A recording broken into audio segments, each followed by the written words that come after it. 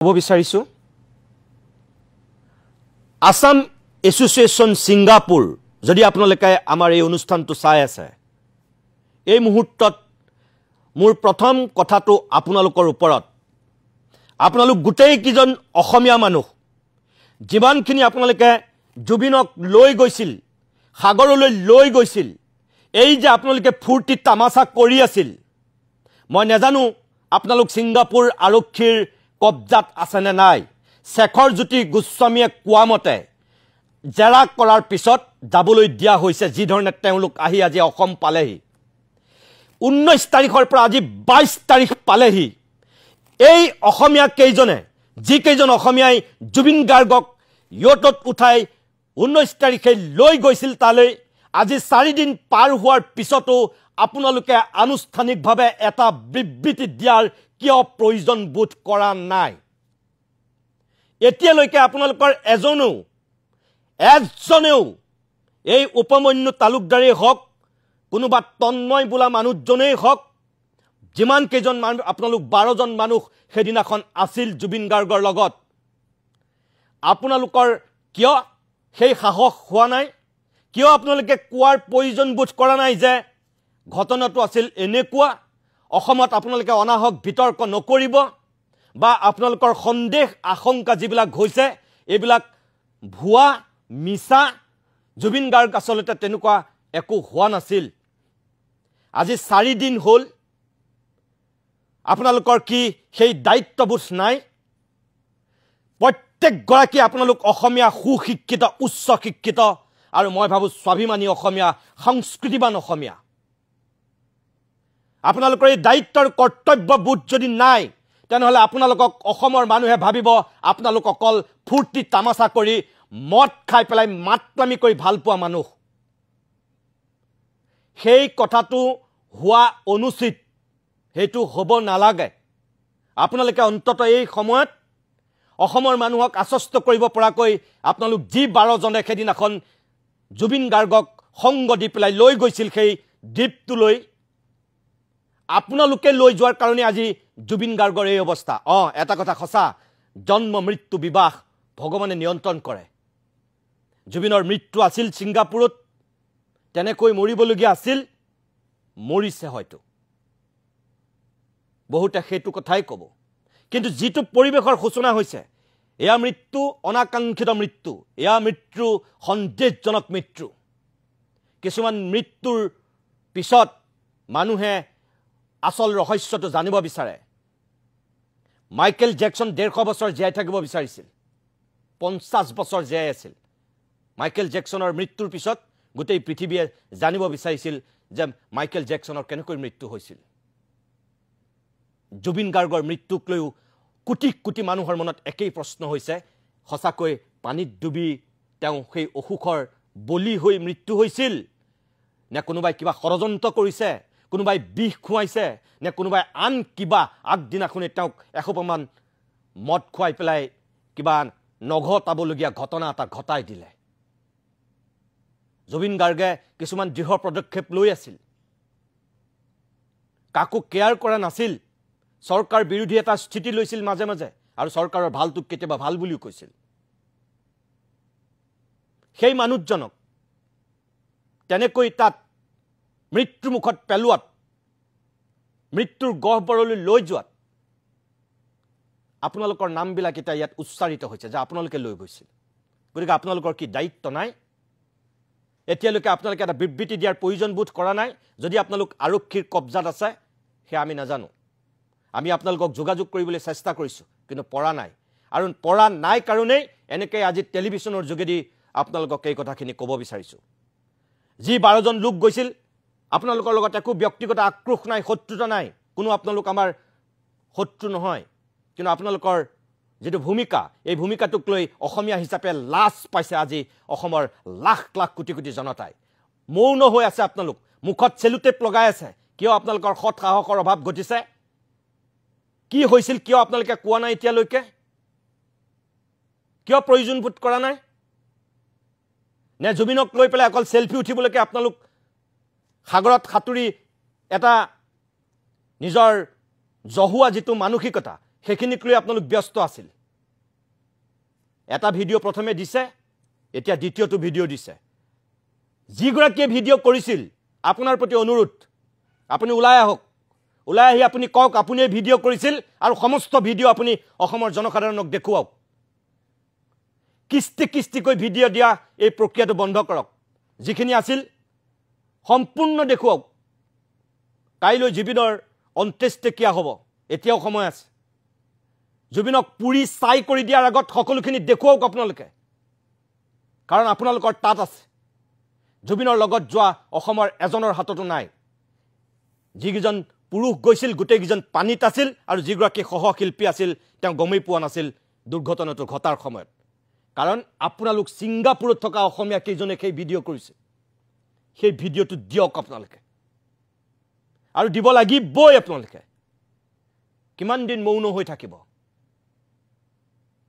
এনেকৈ যদি পৃথিৱীত জীয়াই থাকিম বুলি ভাবিছে ভগৱানেও আপোনালোকক ক্ষমা নকৰিব 2 নম্বৰ আমাৰ প্ৰশ্নটো হৈছে দ্বিতীয়তে জুবিন গাৰ্গৰ মেনেজাৰ সিদ্ধাৰ্থ শৰ্মাৰ প্ৰতি ইতিমধ্যেই সিদ্ধাৰ্থ শৰ্মাক লৈ বিভিন্ন ধৰণৰ প্ৰশ্নৰ অৱতাৰণা হৈছে সিদ্ধাৰ্থ শৰ্মা আপুনি য'তেই আছে কাইলৈ জুবিন গাৰ্গৰ অন্ত্যেষ্টিক্ৰিয়া আপুনি বছৰৰ পিছত বছৰ ধৰি মেনেজাৰৰ দায়িত্বত আছিল যিহেতু জুবিন গাৰ্গৰ আপোনাৰ প্ৰতি অনুৰোধ এইটোৱেই যে গৰিমা গাৰ্গ আপোনাক লৈ সামাজিক মাধ্যমত এই দুৰ্দিনটো ওলাই আহি এটা বিবৃতি দিবলগীয়া পৰিস্থিতিৰ মুখামুখি হৈছে গৰিমা গাৰ্গ যোৱা নাছিল আপুনি জুবিন গাৰ্গৰ ছাঁটোৰ দৰে লাগি লৈ গৈছিল আপোনাৰ হৈ গৰিমা গাৰ্গে আজি সামাজিক মাধ্যমত আহি লাখ লাখ অনুৰাগীক কাতৰ আহ্বান জনাবলগীয়া হৈছে অসম চৰকাৰক ক'বলগীয়া হৈছে যে জুবিনৰ অন্ত্যেষ্টিক্ৰিয়া সম্পন্ন হোৱালৈকে সিদ্ধাৰ্থক একো নকৰিব আপোনাৰ কথা গৰিমা গাৰ্গে ক'বলগীয়া হৈছে যে আগন্তুক দিনত আপোনাৰ সহযোগিতা অবিহনে জুবিনৰ সকলোখিনি কাম তেখেতে সম্পূৰ্ণ কৰিব নোৱাৰিব আপোনাক অনাহকতে সন্দেহৰ আৱৰ্তত আনিব নালাগে বুলি গৰিমা গাৰ্গে এই বুকুত এসোপামান বেদনা লৈ এই দুৰ্দিনটো বিধ্বস্ত সময়খিনিতো আহি ক'ব পাৰিছে কিয় আপুনি কিয় ক'ব পৰা নাই এতিয়ালৈকে আপোনাৰ এটা বিবৃতি কিয় নাই হস্পিটেললৈ আপুনি গৈছিল শেখৰ গোস্বামী যোৱা নাছিল অমৃতপ্ৰভা যোৱা নাছিল আপুনি গৈছিল আপোনাৰ প্ৰতি অনুৰোধ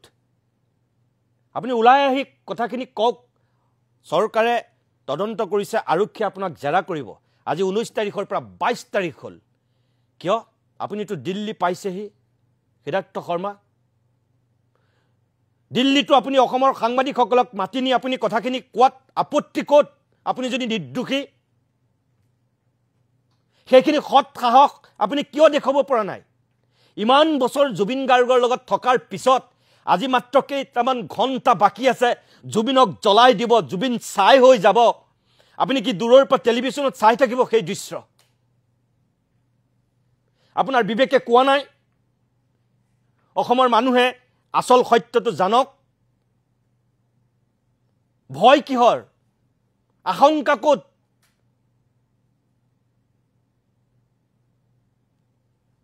এতিয়াও সময় আছে সামাজিক মাধ্যমতেই হওক সংবাদ মাধ্যমতেই হওক আপুনি আপোনাৰ নিজৰ স্থিতি স্পষ্ট কৰক সিদ্ধাৰ্থ শৰ্মা ডাঙৰীয়া নতুবা অসমৰ মানুহে আপোনাক কিন্তু খুদাই নেৰে আপোনাক ক্ষমা নকৰিব সময়ে আপোনাক খুদাই নেৰিব অসমৰ ৰাইজে আপোনাৰ প্ৰতি অনুৰোধ যদি অমৃতপ্ৰভাই মুখ খুলিব পাৰে যদি শেখৰ গোস্বামীয়ে মুখ খুলিব পাৰে তেনেহলে আপুনি কিয় নোৱাৰে নিজৰ স্বামীক ঘেৰুৱাৰ পিছত যদি গৰিমা গাৰ্গে আপোনাৰ হৈ আহি মানুহক হাত জোৰ কৰি পেলাই আহ্বান জনাব পাৰে আপুনি মৌন হৈ থাকিব নোৱাৰে আপুনি ক'ব লাগিবই য'তে আছে আপুনি নিজৰ স্থিতি আপুনি স্পষ্ট কৰি কওক কথাখিনি কি হৈছিল আসলতে শেখৰে কোৱা কথাখিনি সঁচা নে কৰবাত অমৃতপ্ৰভা শেখৰ হতে কোৱা কথাখিনি মিছা কওক আপোনাৰ প্ৰতি এটো আমাৰ অনুৰোধ তৃতীয় গোটেই অনুষ্ঠানটোৰ উদ্যোক্তা আছিল শ্যামকানু মহন্ত শ্যামকানু মহন্তই যোৱা এই 19 তাৰিখৰ পৰা আজিৰ দিনটোলৈকে এটা ব্যক্তিগত চেনেলত কিছু কথা কৈছিল তাৰ পাছত তেখেতে আকৌ এটা বিবৃতি দিছিল সোশ্যাল মিডিয়াৰ যোগেদি কিন্তু তাৰ পিছতো আমি ভাবো যে আপোনাৰ সেই বিবৃতিক লৈ এতিয়াও অসমৰ মানুহ আশ্বস্ত হ'ব পৰা নাই আপুনি কথাখিনি স্পষ্টকৈ কোৱাৰ প্ৰয়োজন বোধ কিয় কৰা নাই সামাজিক মাধ্যমত আপুনি সততেই খৰব সক্ৰিয় সংবাদ মাধ্যমত আপুনি যেতিয়াই তেতিয়াই আপুনি কথা ক'ব পাৰে প্ৰেছ মিট দিয়ে আমি নাজানো আপুনি সিংগাপুৰত আছে নে আপুনি নতুন দিল্লীত আছে নে আপুনি নতুন দিল্লীৰ পৰাও মনে মনে আহি গুৱাহাটীত শিলঙত কৰবাত সোমাই আছে আমি নাজানো কিন্তু আপোনাৰ প্ৰতি অনুৰোধ যতেই নাথাকক কিয় আপুনি যেহেতু এজন সক্ৰিয় সংবাদ মাধ্যমতেই হওক সামাজিক মাধ্যমতেই হওক সেইখিনি আপোনাৰ ক্যাপাসিটি আছে আমি ভাবো আপুনি যিখিনি কথা কৈছে জুবিন নিজে যাব বিচাৰিছিল অমুক হৈছিল তুমুক হৈছিল আকৌ আপোনাক কৈছো যে কাইলৈ জুবিন চাই হৈ যাব তাৰ আগত আজিও এতিয়াও সময় আছে পুলিচে তদন্ত কৰিব সিবিআই হওক সিআইডি হওক জি হয় হওক সিবিআই নালাগে ইন্টাৰপল কিবা কিবি দিও জুবিনক আৰু ঘূৰাই আনিব নোৱাৰে যি জুবিন গোল জুবিন ঘূৰি নাহে হাজাৰ তদন্ত কৰিও জুবিনক আমি আকৌ সেই শাৰীৰিক অৱস্থাত ঘূৰাই নাপাওঁ ফিনিশ কিন্তু তাৰ পিছতো এই অসমৰ মানুহৰ আবেগক সন্মান জনাই কিছু দায়িত্ব পালন কৰক শ্যামকানু মহন্তৰ প্ৰতি আমাৰ হেতু শেষ আহ্বান